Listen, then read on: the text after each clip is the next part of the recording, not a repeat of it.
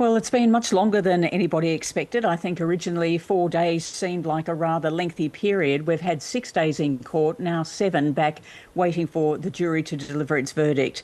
Essentially, when it was all wrapped up, we heard the prosecution making the point that there were lots of questions around this case that remain unanswered. What happened in the taxi? What were the circumstances around that taxi ride? But that was not what was being argued and debated here in court. What was being put forward was that there was one charge and one charge only of racially aggravated harassment of a PC. And so the prosecution basically said to the jury, there are 3 questions you have to answer and you can forget the rest. The questions you have to answer are, was there intent with Sam Kerr's abuse or harassment of the police officer? Did she succeed in that? And did the police actually demonstrate, did the prosecution demonstrate that the hostility was based on race? Now, the defence for Sam Kerr argued the other way and basically said that the conduct of the police was utterly reprehensible throughout this, and that the questioning, the tone and the motivation of PC Lovell in going ahead with this charge, but also that while Kerr didn't articulate what she meant very well, that does not mean that she intended to cause a level of harassment worthy of this sort of charge. In the end, Justice Peter Lotter told the jury before they retired to consider all the facts that they basically had to look at the evidence and the charge to dismiss all the questions that remain that are not pertinent to the charge. So all that they have to talk to and all they have to decide on is the evidence put in front of them during that half-hour tape that we saw inside the police office on the night in question, and whether that falls into guilty or innocent based on those facts. Well, Tracy, what happens next? When might we hear what happens to Sam Kerr following this criminal trial, and what are the possible outcomes? Well, they're back now, so, they're back in court waiting for the jury to come forward with its verdict. So it could be minutes, it could be hours. Hopefully it doesn't extend into another day, because it's taken up a lot of time for everybody already. Once the jury comes back, it'll either be guilty or innocent. If innocent, of course, Sam is free to go. If guilty, then there'll be sentencing at a later date.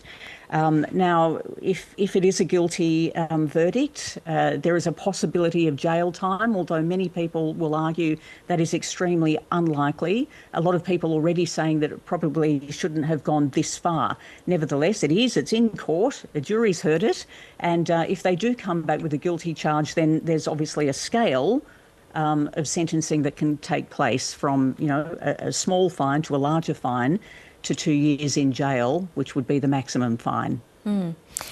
Regardless of the verdict, how could this scandal impact Sam Kerr's training schedule, ability to play for the Matildas or even captain the team, and also her global reputation?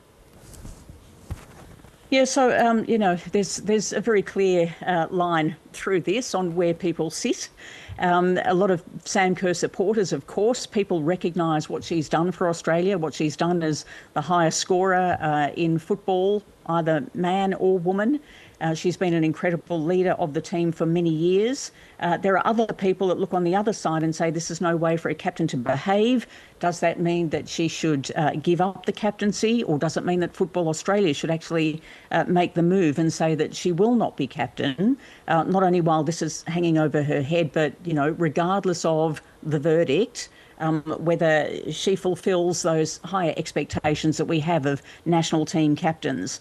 So that is something for Football Australia to deal with and to obviously have discussions with Sam once this is out of the way. But for Sam Kerr personally, she makes her living in England playing for Chelsea. They have stood behind her throughout this case. And then in her private life, we know that she's engaged to her partner, Christy Mewers, who was in the cab with her on the night in question, and they are expecting the couple's first child in May. So there's a lot happening in Sam Kerr's life.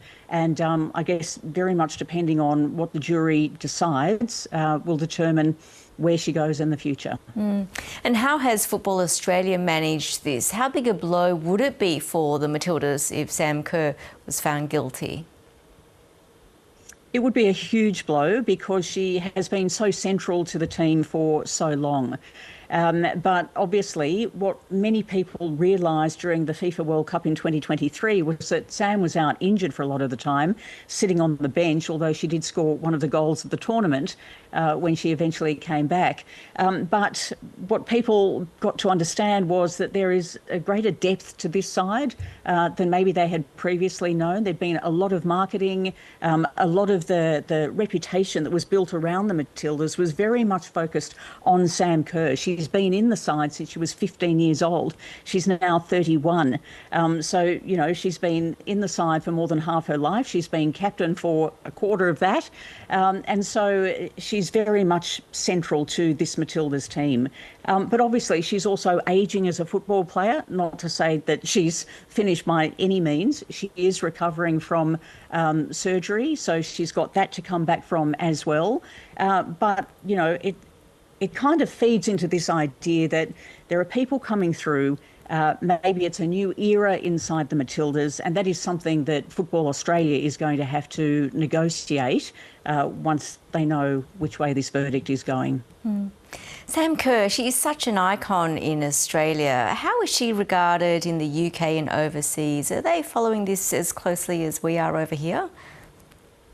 I think in the UK they're following it very closely because she's such a star and has been a star for the Chelsea side in the Women's Professional League there.